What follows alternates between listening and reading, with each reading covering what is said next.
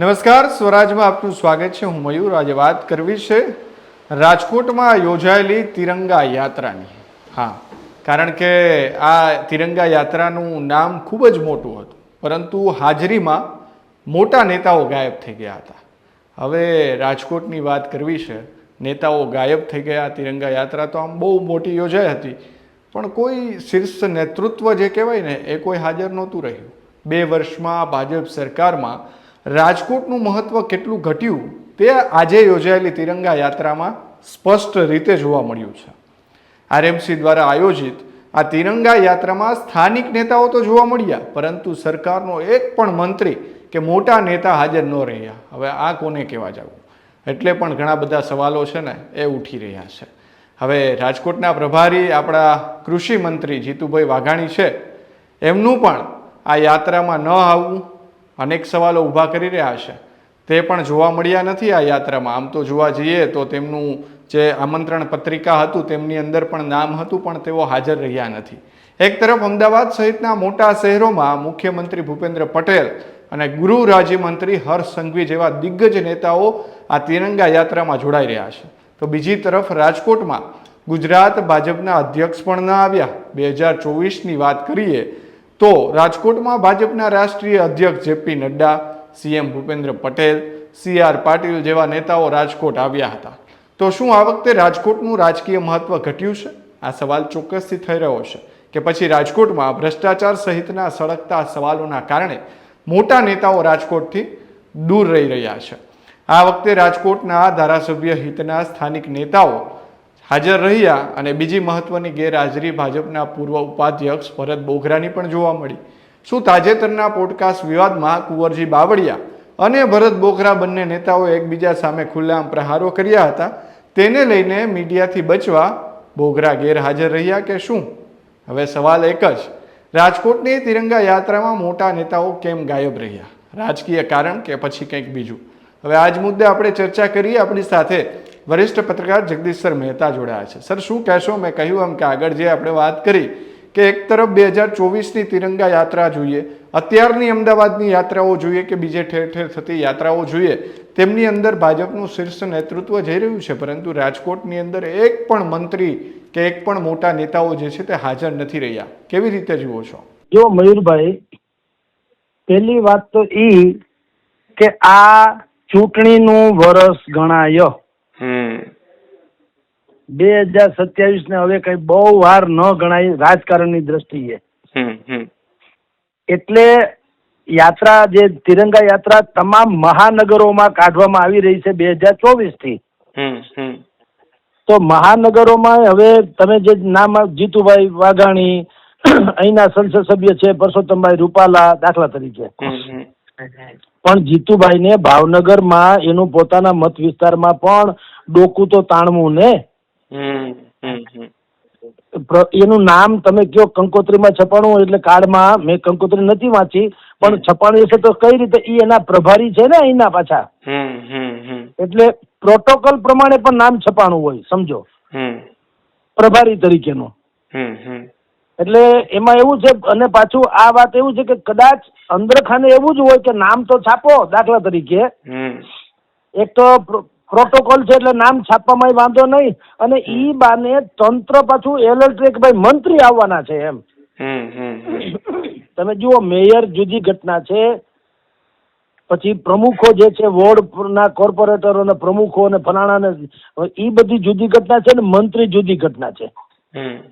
મંત્રીનું ખાલી નામ છપાય ને એટલે અમુક પ્રકારની વ્યવસ્થા કરવી પડે તંત્ર એ હોય ઝાટકીને. એટલે અહીંયા મંત્રીનું નામ છાપવામાં આવ્યું હોઈ શકે, તમારી જાણ ખાતર જીતુભાઈ વાઘાણીનું. પણ જીતુભાઈ વાઘાણી અહીંયા આવવાના નતા, એ પહેલેથી આયોજકોને ખબર હોય. આયોજકોને ખબર હોય, પણ તંત્ર એલર્ટ રહે એટલે આ તમારી જાણ ખાતર કરવામાં આવ્યું હોય. તમને ખબર હોય તો હમણાં 15મી ઓગસ્ટ, દર 15મી ઓગસ્ટે થાય છે એવું પાછું હમણાં થયું. હમણાં ત્યાંથી 19 કે 29 જેટલા ત્રાસવાદીઓનું દિલ્હીમાં ફોટા આવ્યા કે નહીં, કે ત્રાસવાદીઓ દિલ્હીમાં ઘૂસા છે ને ઘણા સમયથી છે ને કંઈક આછું પાતળું કંઈક ડખો કરવાની તૈયારીમાં છે ને. આ તમારે દર 15મી ઓગસ્ટે અને દર 26મી જાન્યુઆરીએ તમારે આ સિલસિલો છે બુદ્ધિપૂર્વકનો. એટલે ઘણા સમયથી તમે એટલે આઈબી વાળા પણ કહે છે કે દિલ્હીમાં ઘણા સમયથી આ લોકો 19 કે 29 જેટલા ત્રાસવાદીઓ જે છે એના ફોટા બોટા પોસ્ટર બહાર પાડ્યા છે, બરાબર, કે આ ક્યાંય દેખાય તો અમને કહેજો. એટલે પહેલી વાત તો એ ત્રાસવાદી છે એટલે એ કઈ શાકમરકીમાં તો દેખાય નહીં. એમ કઈ ફરતા હરતા ત્રાસવાદી કોને કહે? દેખાય છે પકડાઈ જાય એવી રીતે હાલે એને ત્રાસવાદી કહેવાય? એ તો આવે ત્યારે ભૂકો કાઢી નાખે પછી જ કે અમે લોકો આ છીએ એમ, સમજી લ્યો. પણ તંત્ર પાસે આવા વર્ષોથી આ એક ને એક પ્રકારનો લીથા જેવું છે, લીથો બહાર પાડવાનો હોય ને એમ. આવું કરવાથી શું થાય? બાકી બધું તંત્ર એલર્ટ રહે કે ભાઈ 15મી ઓગસ્ટે કોક ક્યાંક પણ ઢીલ અનુભવાતી હોય ને, દાખલા તરીકે કોઈ ઓળખા પીછળ એમ કે ને અહીંથી મને જવા દો ને, હવે શું ફેર પડે, હવે હું આગળ અહીંથી નીકળી જાઉં બેરિકેડ તોડીને, તો આ જે ત્રાસવાદીઓની વાત આવે ને એટલે ઓલા પોલીસ વાળા કે નહીં હો ભાઈ તમે બધું બરાબર છે પણ અત્યારે ડખો છે ભયંકર હો ભાઈ, આ ત્રાસવાદીઓનો વાત છે, ક્યાંય મારે બાંધછોડ કરવી નથી, બરાબર. એના જેવું આ છે જીતુભાઈ વાળું કે નતા આવવાના એ આયોજકોને ખબર હોય પણ કાર્ડમાં નામ છાપે એટલે શું થાય? વધુ પડતી એલર્ટનેસ, તંત્ર જરાક વધુ એલર્ટ રહે, ભાઈ મંત્રી આવવાના છે એટલે જાળવા જાજો એમ. આ એક વાત. બાકી જીતુભાઈ અત્યારે ભાવનગરમાં છે, પાછા ક્યાંય બીજે ક્યાંય ખોવાઈ ગયા કે કોઈ અનિવાર્ય કારણોસર બીજું એવું નથી. ભાવનગરમાં એનું છે તો તમે જો તમારે જાણ ખાતર તમારે મેળવવું હોય ને મયુરભાઈ, તો ભાવનગરનું કાર્ડ મેળવો તો ન્યારનું તમે જો કાર્ડ મેળવો ને ભારતીય જનતા પાર્ટી તરફથી તો જ્યાં જીતુભાઈ નામ છપાણું હોય છે. બોલો, એટલે આ ખબર પડે. બીજું પરસોત્તમભાઈ રૂપાલા, હવે આપણા સંસદ સભ્ય છે ને બધું સમજ્યા, પણ સંસદ અત્યારે ચાલુ છે, વ્હીપ આપેલો છે, 4 થી 6 એવા બધા બિલ રજૂ કરવાના છે સંસદમાં. મહિલા જે પરિસીમન થી માંડી FRC પછી અત્યારે તો JCP માં બધું વહી ગયું, જોઈન્ટ પાર્લામેન્ટ કમિટીમાં, પણ કરવાના તો હતા ને 3-4 બિલ જે પાસ કરવાના હતા અને વિપક્ષો હોબાળો મચાવતા હતા એટલે દરેક પક્ષે પોતપોતાના સાંસદોને વ્હીપ આપેલો હતો કે તમારે સંસદમાં હાજર રહેવું. હવે ઈ હોય તો પરસોત્તમભાઈ કેવું છે ને ભાઈ હું સંસદમાં છું એટલે આવી શકીશ નહીં, એટલે મારું નામ છાપતા નહીં, એવું ઔપચારિકતા તો કરવી પડે ને, પણ નહીં, એવું નહીં કે પ્રોટોકોલ પ્રમાણે નામ છાપો, અવાય તો ઠીક છે, ન અવાય તો ઠીક છે એમ. અત્યારે મેં જાણ્યું એ પ્રમાણે પરસોત્તમભાઈ દિલ્હી છે ને હાંજના અહીંયા આવવાના છે રાજકોટ, અને હું કામ ઈ પણ અમરેલીમાં કાલ પાછા ચીફ મિનિસ્ટર છે એટલે ચીફ મિનિસ્ટર નો કાર્યક્રમ કાલે અમરેલીમાં છે એટલે એમાં મંત્રીશ્રીની હાજરી છે એટલે ભાઈ ત્યાં હાજર થાય ભાઈ પરસોત્તમભાઈ. પણ આ તિરંગા યાત્રા, રાષ્ટ્રભક્તિ, દેશ ભાવના એમાં કોઈ એ બધું બુદ્ધિપૂર્વક ખેલ છે. અને આવી રીતે તમે ધજાકા પતાકા લઈને સરદાર સરોવર ડેમની પ્રતિકૃતિ રેસકોર્સમાંથી ત્યાંથી લઈને મહાત્મા ગાંધીના સ્ટેચ્યુ સુધી પહોંચો રાજકોટમાં, શું થઈ જાય મને કયો? આમાં ઈ કયો એવો વિસ્તાર છે કે જેમાં રાષ્ટ્રભાવનાની અભાવ હોય? એવું કઈ નથી, બધા રાષ્ટ્રપ્રેમી જ છે સાહેબ. અને એમાં ભારતીય જનતા પાર્ટી, તમે એટલું તો કરો, આમાં તમે કોંગ્રેસના લોકોને લાવો, આમાં તમે અમુક એવા લોકો હોય કે જેને વંદે માતરમ ગીત ન ગમતું હોય એવા લોકોને લાવો, તમે બીજા વિપક્ષને લાવો, એવા લોકોને લાવો તો હજી એમ માનવામાં આવે કે તમે રાષ્ટ્રભાવના માટે સારી કઈક કવાયત કરી. આ તો મામાના ઘેર જમવાનું હોય તો મોહાળે જમણવાનું, મહાપીરસવા વાળી, એમ ભાજપનું આયોજન છે ને ભાજપના લોકો આવ્યા બધા, એમાં હું બીજું પણ મને કયો જી. એટલે તિરંગા આમાં કેટલો પાછો આમ વાંધો નથી, દેશભક્તિમાં તો ગમે એટલો ખર્ચનો સવાલ નથી, પણ તમે આટલા હજારોની સંખ્યામાં તિરંગા ઝંડા તમે લહેરાવ્યા, બરાબર છે, અને બધું અહીંથી વંદે માતરમ કે ભાઈ હિન્દુસ્તાન એવા ફિલ્મી ગીતો મૂકી અહીંથી ન્યા સુધી પહોંચી ગયા. પણ તમે બધા જે લોકો આવું કરે છે એને કયો તમે ભારત માતાને વંદન કરો છો, પણ ભારત માતા એને લગતા આપણે જે કાનૂન કે ફોલો નિયમ પાળો છો ખરા? તમે બધા કોઈ એમ કોઈ સાંભળ્યું કે ભાઈ આ બધા લોકોએ કીધું કે આજથી હરામની કમાણી ખાઈ તમારો દીકરો, આજથી મારે પૂર્ણપણે ટેક્સ ભરવો છે અને દુનિયાભરના નીતિ નિયમ જે છે એ મારે પાળવા છે, એવું કોઈ કહે છે? કોઈ સંકલ્પ છે? કાંઈ નહીં. ધજાકા પતાકા એ તમે આપો તો ધ્વજ લઈને કા પોતપોતાએ નહીતર કીધું હોય છે કે ભાઈ તમને રાષ્ટ્રપ્રેમ છે ને હવ પોતપોતાના ખર્ચે આ લઈ આવે ધજાકા પતાકા. રાષ્ટ્રપ્રેમ કોને કે ત્યાં કોઈ નબળા છે. તમે જુઓ આજે એટલે આ બધી છે ને આ કુનેહપૂર્વકની વ્યવસ્થા છે એમ તમને કહું છું. આમાં રાષ્ટ્રપ્રેમ રાખવું ઈ બાને હંધાય ભેગા થાય ને એક કાર્યક્રમ થઈ જાય ને ભારતીય જનતા પાર્ટીનો એક બુદ્ધિપૂર્વકનો નિયમ છે કાર્યકરોને કોઈ પણ હિસાબે જનતાની વસાળે રાખવા. જી પણ એવું લાગે છે કે હવે આમ તો રાજકોટનું મહત્વ ઘટતું જતું રહ્યું છે. વિજયભાઈ ગયા પછીનું આખું નેતૃત્વ હવે ક્યાંક ને ક્યાંક રહ્યું નથી એમ. બિલકુલ હોઈ શકે કારણ કે અહીંયા આપણી પાસે જે હતું ખાવા જોગ એવા માણસો હતા એ અત્યારે રહ્યા નહીં અને બાકીના બધા જેટલા લોકો જે છે એ અલગ અલગ જગ્યાએ બંધાઈ ગયા. અત્યારે આપણું સૌરાષ્ટ્રની જે ઉપજણ હતી રાજકોટના નેતાઓ થકી હતી. વજુભાઈ વાળા અત્યારે નિવૃત્ત થઈ ગયા રાજ્યપાલ તરીકેથી. રાજ્યની મુખ્ય ધરામાં તો એ નથી. પછી વિજયભાઈ રૂપાણી દેવ થઈ ગયા. બાકીના જે આપણી પાસે હતા જે લોકોને ભારતીય જનતા પાર્ટીનું આમ તમે જુઓ તો જેને મેઇન થાણું કહેવાય એવા લોધાવડ ચોકથી માંડીને બધુંય તો એની ઉપજણ કંઈ ખાસ રહી નથી અને એમાં ભાગલા પડી ગયા છે. રામ મોકરિયાનું જૂથ જે છે એ અલગ છે, ઓલા ભાઈ બોગરાનું જૂથ અલગ છે, નીતિન ભારદ્વાજ વાળું જૂથ અલગ છે. આપણે જગત આખું જાણીએ છીએ.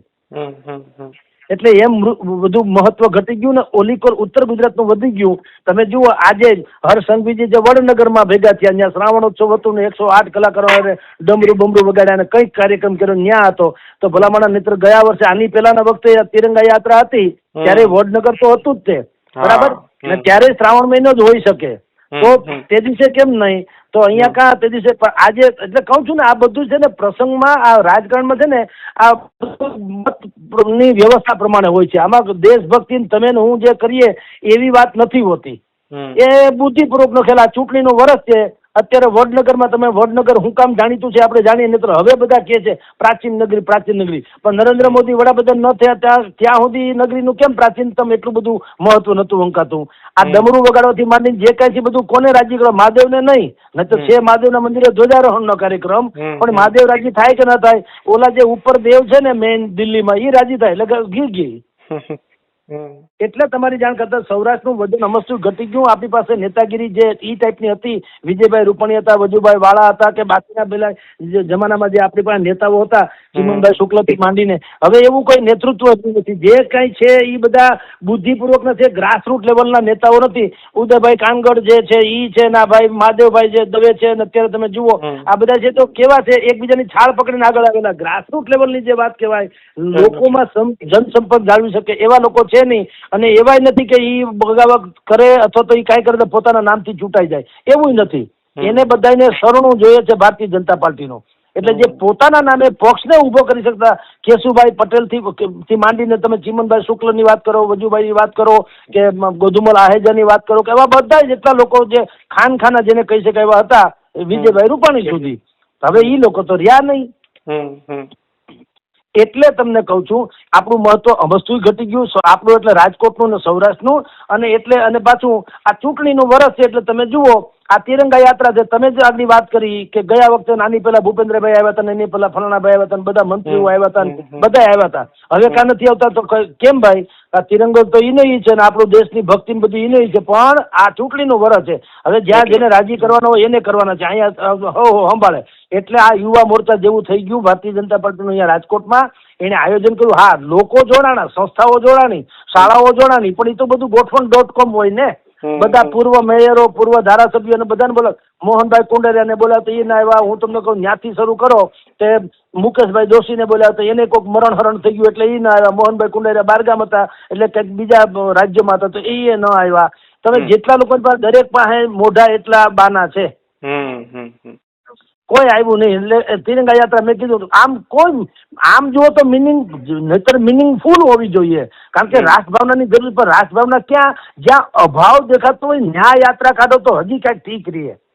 તમે સમજો કાશ્મીરમાં ધ્વજ લાલ ચોકમાં ધ્વજ ફરકાવવો અને અહીં લાલ કિલ્લા ઉપર ફરકાવો બેમાં ફેર. અહીંયા તો તમે ફરકાવી શકો લાલ કિલ્લામાં તો બધું તમે કિલ્લેબંધી કરો તો અહીં તો કોઈ નડે એમ જ નથી. કાશ્મીરમાં તમે જેમ નરેન્દ્ર મોદીએ ફરકાવ્યો હતો કે હવે હું અને તે દિવસે તો કાંઈ નરેન્દ્ર મોદી વડાપ્રધાન નતા અને મુખ્યમંત્રી નતા ને ઓલા ત્રાસવાદીઓ કીધેલું કે કોઈને હવા હૂંટ ખાધી હોય જેની માં અહીંયા તો આવે અહીંયા ધ્વજ ફરકાવવા અને નરેન્દ્ર મોદી ત્યાં ખરા ધ્વજ ફરકાવ્યો અને ફરકાવતા પહેલા કીધું કે હું આવું છું અને જોઉં છું કોની માં હવા હૂંટ ખાધી છે એનું નામ મરદના પેટના. ઈ દેશભક્તિની વાત સાચી. દેશ જનૂન, દેશભક્તિ, દેશ પ્રેમ એ મતલબી ન હોવો જોઈએ. અત્યારે શું થયું રાજકોટમાં મતલબી જેવું, કારણ કે ચૂંટણીનું વર્ષ એટલે કોઈ નેતા ન આવ્યા. નેતાઓ, ધારાસભ્યો, સંસદ સભ્યો કોઈ ના આવ્યા. દરેકમાં પોતપોતી બહાના ચોક્કસ હતા, એમાં ના નહીં. પણ જે તો પછી તમારે યોજવામાં નામ હું કામ લખવું જોઈએ અથવા તો યોજવી હું કામ જોઈએ. પણ આવું છે કે જનતાને ભેગું કરીને આ ત્યાં ઉડું હું કરીને જાય એટલે એક પ્રકારનું મત કેળવાય ને. આમ રાષ્ટ્રપતિના નામે તો કોઈને કઈ બીજો વિરોધ તો થઈ શકે નહીં. દેશનું નામ આવે તો કોણ એનો વિરોધ કરે? સમજો. એટલે ખાતરનો પ્રસંગ બની રહ્યો. બાકી એવા કોઈ રાજ્યમાં એવી કોઈ જગ્યાએ અનિવાર્ય સંજોગ પેદા નથી થયા કે જેને કારણે આ લોકો મંત્રીઓ આવી શકે નહીં. પણ નથી આવવું આ તો બુદ્ધિપૂર્વકનો ખ્યાલ એના જેવું કર્યું છે. પણ હવે આ તો તમે જાણો છો અત્યારે જગત આખું રાજનીતિમાં તો આ જ પ્રકારનું બધું હાલ્યા જાય છે. અને આ તો રાજકોટ તો ભારતીય જનતા પાર્ટીનો ગઢ છે. એટલે અહીંથી રેસકોર્સથી માંડીને મહાત્મા ગાંધી જ્યુબિલી બાગમાં સ્ટેચ્યુ છે ત્યાં સુધી બધા ઠમક કરતા નીકળીને ગયા.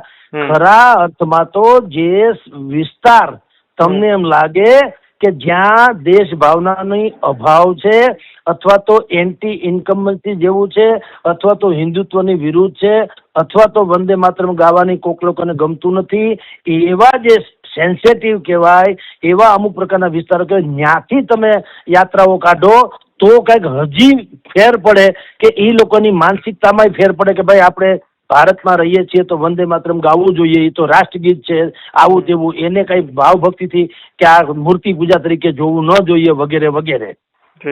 પણ જ્યાં નીકળું ભારતીય જનતા પાર્ટીનું જ ગઢ છે અને જ્યાં તમારી જાણ ખાતર દેશભક્તિ 12 માસ 24 કલાક કોઈ પણ નાગરિકને પૂછો, નાગરિક ક્યાં કોઈ દેશભક્તિ વગરનો છે? પ્રાણ હોમી એવી બધાની તૈયારી હોય છે દેશભક્તિ માટે. તો ત્યાંથી યાત્રા કાઢીને કરોડો રૂપિયાનો ધુમાડો કરવાનો શું મતલબ છે મને કયો? એટલે આ બધું છે એ કુનેપૂર્વકનો એક પ્રસંગ તરીકે આ લોકો એને લીધું છે અને એને ચૂંટણી છે એટલે બાકી બધા બીજી જગ્યાએ હવ ગોઠવાઈ ગયા, સમજી લ્યો. એટલે આમ જે છે ને ફેબ્રિકેટેડ જેવું છે. તિરંગા યાત્રા ભલે કોઈ રાષ્ટ્રીય પર્વ આમ નથી કે જેથી કરીને પ્રોટોકોલનો ભંગ થયો ગણાય કે શિસ્ત ભંગના પગલા લઈએ. આ એક ઊભું કરેલું જે કાયદેસરનું પર્વ છે, ઊભું કરેલું તિરંગા યાત્રા એમ બસ. તો તિરંગા યાત્રા હવે કાઢી, તમે નાગરિકોએ કાઢી એટલે આમાં નાગરિકો જે છે એ જીતી ગયા અને પ્રજાનો હારી ગયા એમ કે તો હાલે. જી સર, ખૂબ ખૂબ આભાર સ્વરાજ સાથે જોડાવા બદલ. ખેડૂત ભાઈઓ છે ખેતરમાં ડ્રોન ઉડાવતા હોય છે ત્યારે આપણે એક પ્રશ્ન સતાવતો હોય છે કે જે આપણે અત્યાર સુધી જીપીએસ ટેકનોલોજી વાળા ડ્રોન વાપર્યા છે જેથી કરીને મોબાઈલ ટાવર છે અથવા તો હાઈ ટેન્શન લાઈન પસાર થતી હોય, કોઈ વૃક્ષો હોય, ત્યારે જે જીપીએસ ટેકનોલોજી વાળા ડ્રોન છે એમાં ટકરાય અને ટ્રેસ થાય છે. પણ એગ્રીવન લાવ્યું છે GNSS ટેકનોલોજી ડ્રોન, જેથી કરીને એ ડ્રોન છે એ કોઈ જગ્યાએ ટકરાય નહીં, પોતાની રીતે જ ડિસિઝન લે છે ને મૂવ થઈ જાય છે, જેથી કરીને GNSS ટેકનોલોજી ડ્રોન છે એ વાપરવાનો આગ્રહ રાખો.